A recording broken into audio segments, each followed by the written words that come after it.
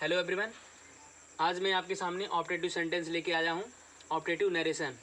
जैसा कि मैं आपको पहले 4 सेंटेंसों को पढ़ा चुका हूँ, असर्टिव, इंट्रोगेटिव, इम्परेटिव और एक्सक्लेमेटिव सेंटेंस को पढ़ा चुका हूँ। अब लास्ट है हमारा ऑप्टेटिव सेंटेंस। ये हम जान लेते हैं ऑप्टेटिव सेंटेंस किसे कहते हैं। तो आइए, अगर रिपोर्टेड स्पीच में प्रार्थना या कामना के अर्थ में मे का प्रयोग हो तो वह ऑप्टेटिव सेंटेंस कहलाता है। मे का प्रयोग हो तो वह ऑप्टेटिव सेंटेंस कहलाता है। तो रूल को देख लेते हैं हम। इसमें मतलब ऑप्टेटिव सेंटेंस में इसमें रिपोर्टिंग वर्ब सेट को विज्ड, कर्स्ड या प्रेड में बदलकर सेंटेंस को असर्टिव सेंटेंस बनाते हैं। कनेक्टिव वर्ड दैट लगाते हैं, इंटरजेक्शन के चिन्ह को हटा देते हैं। ये इंटरजेक्शन का चिन्ह है, इसको हटा देते हैं। तो आइए हम आपको बता दें कि विश और कर्स्ड, प्रेड का प्रयोग कहाँ होता है। जब प्रार्थना या कामना का भाव हो तो वहाँ पर वहाँ पे विज्ड का प्रयोग होता है, और जब श्राप का भाव हो तो वहाँ पे कर्स्ड का प्रयोग होता है, और भगवान से, ईश्वर से प्रार्थना का बोध हो तो वहाँ पे प्रेड का प्रयोग करते हैं। तो आइए हम एग्जाम्पल को देखते हैं, तब समझ में आ जाएगा परफेक्टली।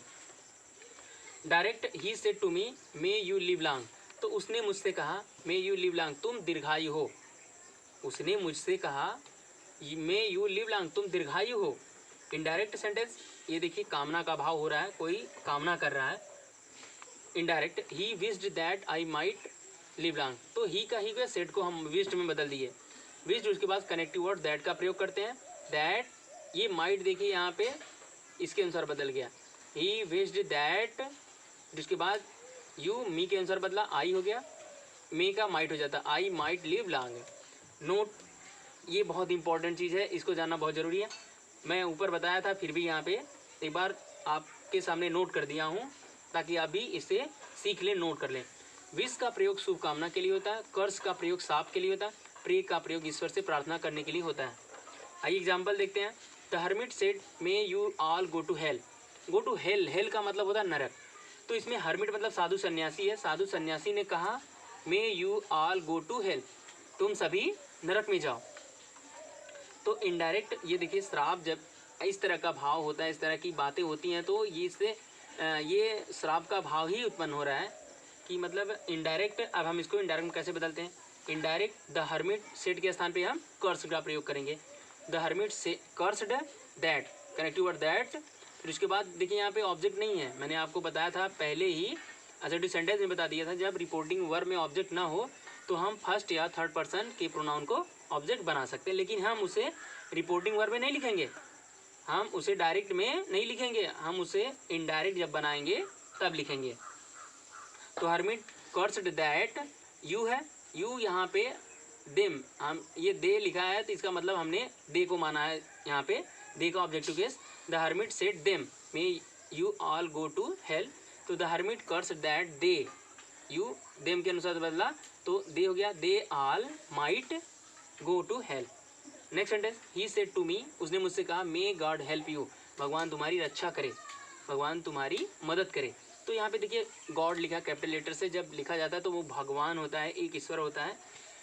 तो he said to me may God help you, तो यहाँ पे भगवान से प्रार्थना किया गया है, तो यहाँ पे हम प्रे का प्रयोग करेंगे। प्रे में ईडी लगा देंगे, यानी कि इसको हम पास्ट टेंस में हमको बदलना है तो बदलना है।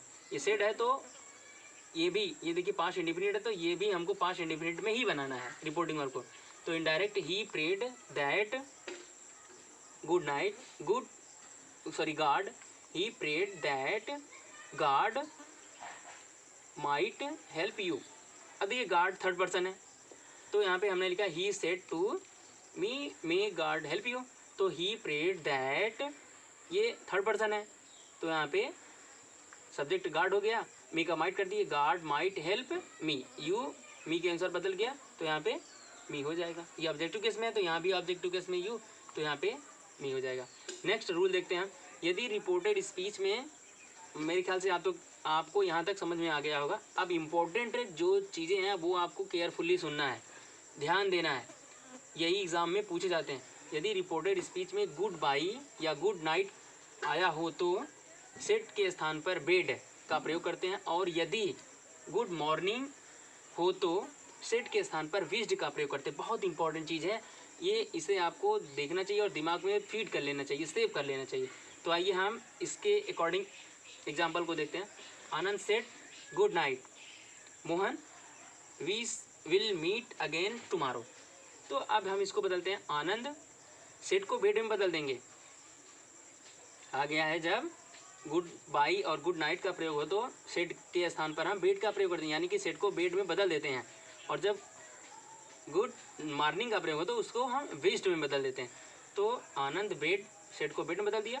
गुड नाइट टू मोहन, फिर उसके बाद एंड, ये वी फर्स्ट पर्सन है, आनंद के अनुसार बदला तो यहाँ पे एंड सेड दैट लगाएंगे, दे वुड, विल का वुड हो जाएगा, meet again the next day, tomorrow का द नेक्स्ट डे हो गया। आइए नेक्स्ट सेंटेंस हम देखते हैं। He said goodbye my friends. यहाँ पे देखिए गुड बाय लिखा है, तो हम इस बार भी आप सेड को बेड में बदलेंगे। तो he bade goodbye to his friends. My friends, my को ही के अनुसार बदल देंगे, क्योंकि माई जो है वो आई का पासेसिव केस है। तो जब आई सब्जेक्ट के अनुसार बदलेगा तो माई भी सब्जेक्ट के अनुसार ही बदलेगा ना। तो he bade goodbye to his friends. Next sentence, Ravi said comma inverted comma में good morning comma my friend. ये रवि कहता है कि गुड मॉर्निंग, सुबह शुभ प्रभात दोस्तों। तो यहाँ पे देखिए अब गुड मॉर्निंग का प्रयोग हुआ है तो सेड को विश्ड में बदल देंगे। तो Ravi wished his friend good morning. आप ऐसे भी कर सकते हैं, जैसे कि Ravi wished good morning to his friend, ऐसे भी कर सकते हैं। Ravi wished his friend good morning, ऐसे भी कर सकते हैं, ये तो लिखा ही है। प्लस आप दूसरे तरीके से भी लिख सकते हैं कि Ravi wished good morning to his friend. तो Ravi wished his friend good morning. मेरे ख्याल से ये सेंटेंस आपको समझ में आ गया होगा। तो अगर नहीं आया तो आप इस वीडियो को 2 बार 3 बार देखिएगा, ताकि ये बहुत इम्पोर्टेंट है और इसके विषय में आपको जानना अति आवश्यक है, बहुत ज़रूरी है। तो ये वीडियो अगर आपको अच्छा लगा हो तो आप इसे लाइक, सब्सक्राइब और शेयर करना ना भूलें। Thank you very much.